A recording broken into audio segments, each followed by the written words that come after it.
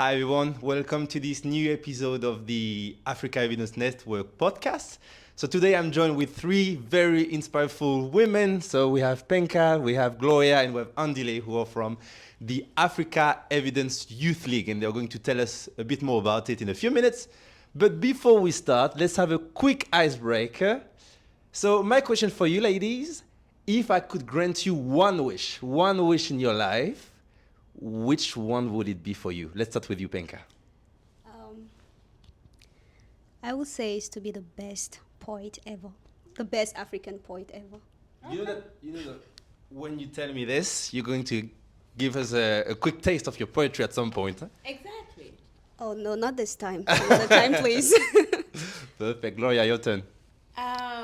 One wish would be to just become more impactful, to my community. I wish I wish to do more. That's what I'm feeling right now. Yeah. So I wish I could fly. I believe I can fly. Yeah, basically, yeah. I think my wish would be to be able to fly so I don't have to drive and save a lot of money on petrol. That's a very, very good wish. I mean, while you have the microphone in hands, do you want to tell us a few words actually about what the Africa Evidence Youth League is, what you guys do, and your activities, your actions? Thank you for that. So the Africa Evidence Youth League is a network of about 45 young people from 15 different countries in Africa. And we are set up really to amplify the voices of emerging leaders within the evidence-informed decision-making space. So we are just trying to give young people the space, the networks, the capacities that they need to be sort of future leaders of the evidence-informed decision space. Wonderful. And what does it mean for you to be part of this community of young leaders, both in your professional life and your personal life? Maybe Penka and Gloria, you want to start with this question? Yeah, you go. It's fine. Well, for me, the Evidence Youth League came in after I became an Africa Evidence Network member. And when I joined the network, the Youth League wasn't there. And I could feel the gap. Because I found myself being in a community. I don't want to say it wasn't youthful, but I felt like this network is more serious. You know what I mean? Every time when we hear about evidence, people think of research, people think of doctors, professors, we think of publications. But evidence is very, I would say, simple than it sounds. It's simple than it looks. It's simple than it has been portrayed over so many years. So when the Evidence Youth League was formed and introduced, I was like, wow. Now I belong in this space because I could feel, the youth energy, the drive of young people wants to use evidence in decision making, the drive of innovation. For so many years, when we hear about data, people think of research. But have you seen what the eBay's team did today? The storytelling, the dancing, and all that. To me, that was a research paper. Yeah. So the Youth League, to me, it's the youthful ecosystem of young innovators who use evidence in decision making, and it makes life so easy. Yeah. All right. So same as Gloria, I think I joined the evidence space when we didn't have the African Evidence Youth League. And I remember I was nominated by Ruth under the evidence brokery. And I was like, no, I can compete with these people. These are big people who've been in the space for years. And honestly, I couldn't. So I was very, very happy when when I was integrated in the African Evidence Youth League. But what was outstanding was the fact that it wasn't just a network like all the others that maybe after a project is dead.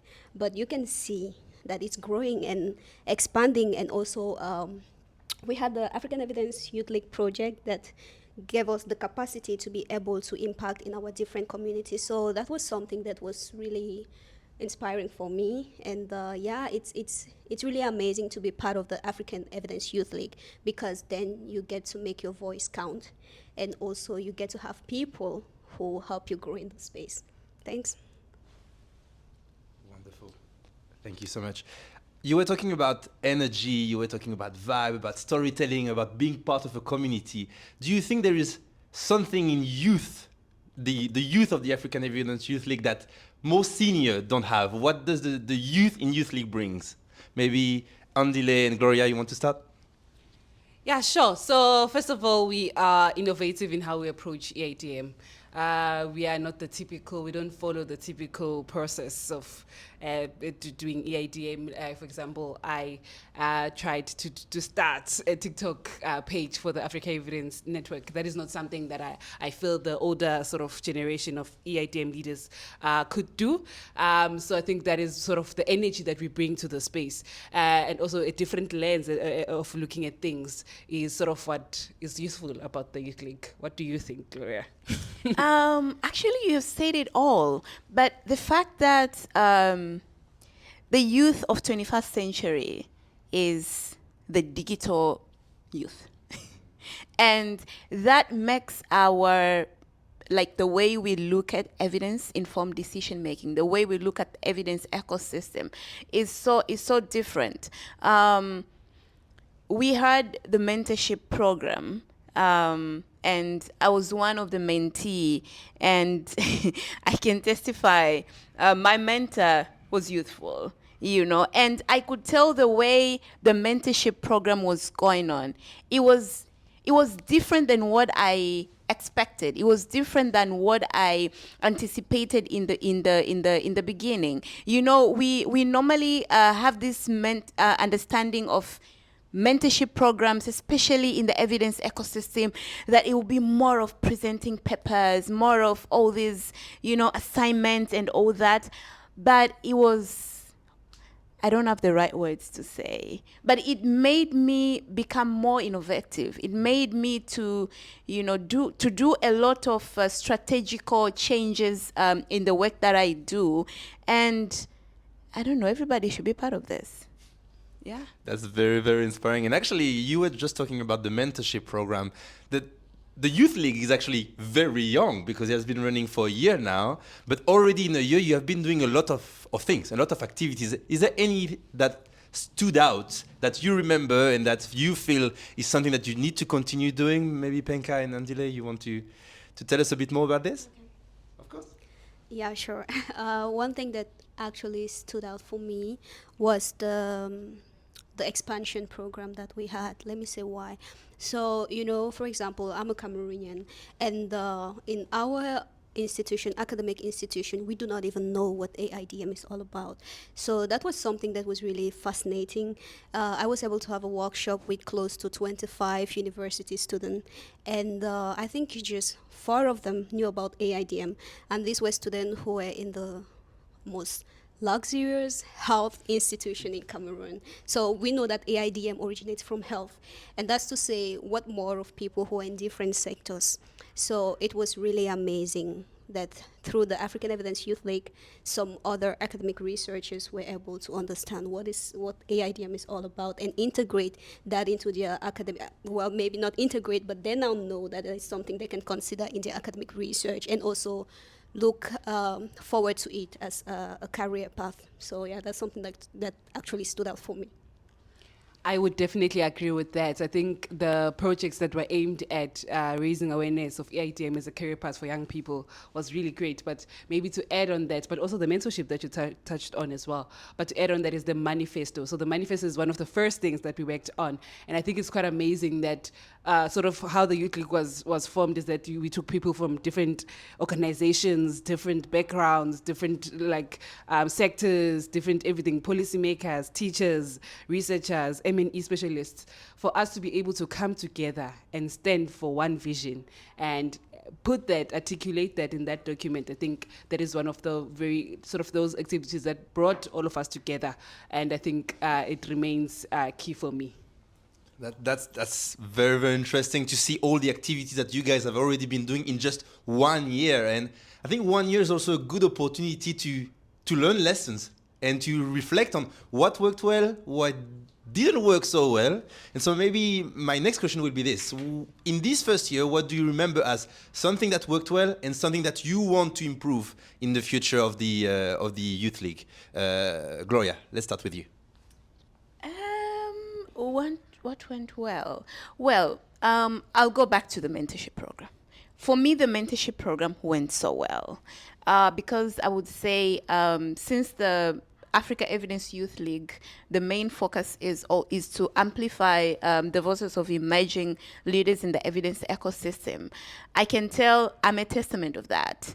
I feel like the work that I do back in Tanzania through the mentorship program, which helped me to,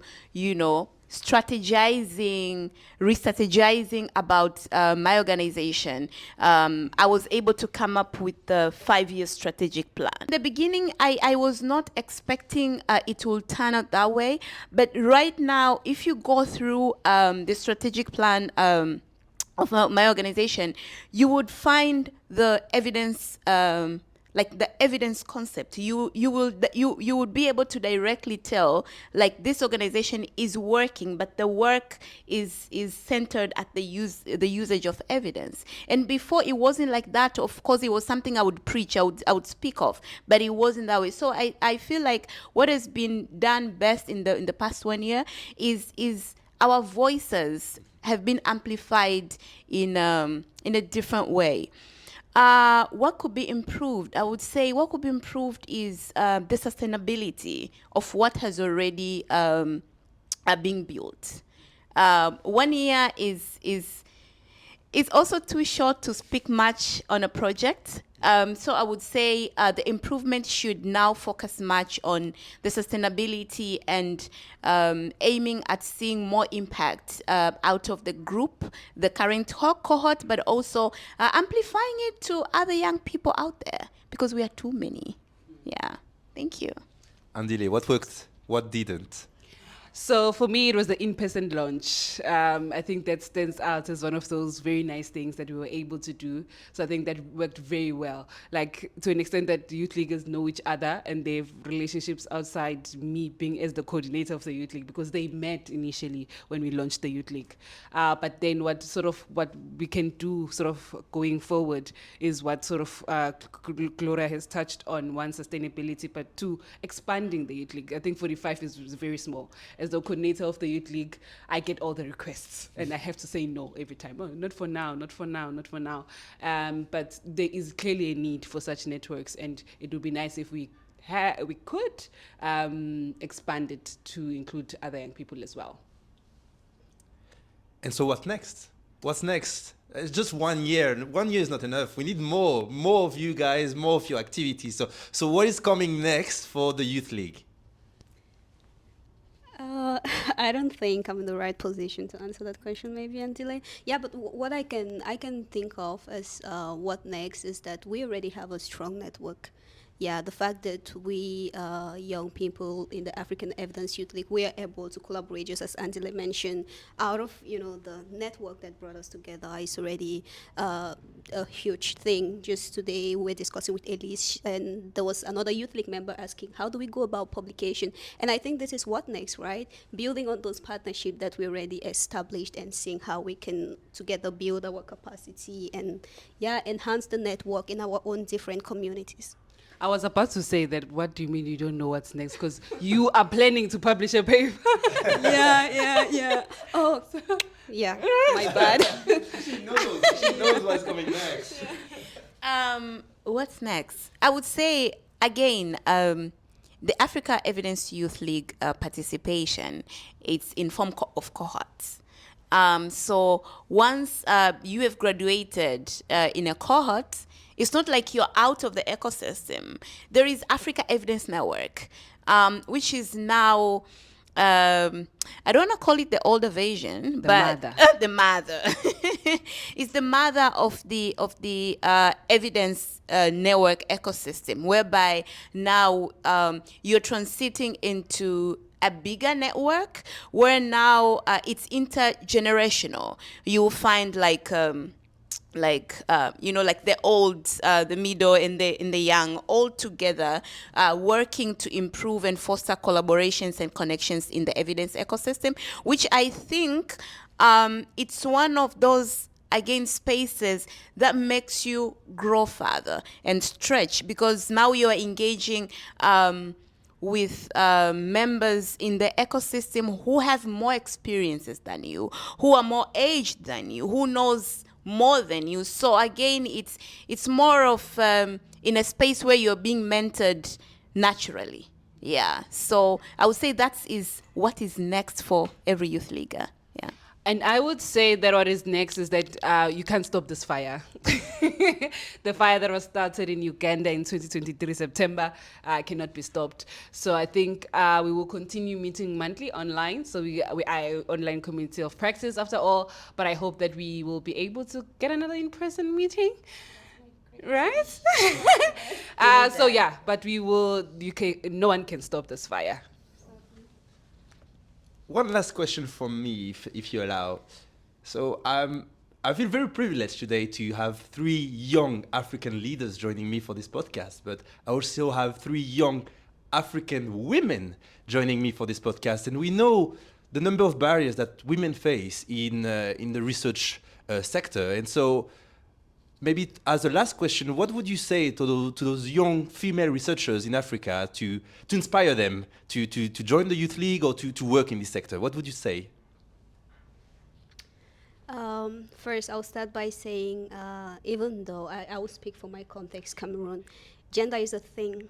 You know, there is still that issue where women can easily feel discouraged to chase their dream. And I would say you just really have to fight. I think that's the thing with life, right? Life as a whole is all about fighting.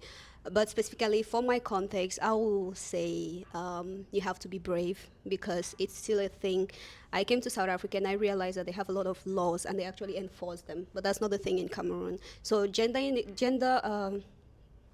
violence, even, I would say, or even having a job or maybe joining a space, and all of those things still persist, so you just have to be brave enough to know what you're fighting for and just go for it.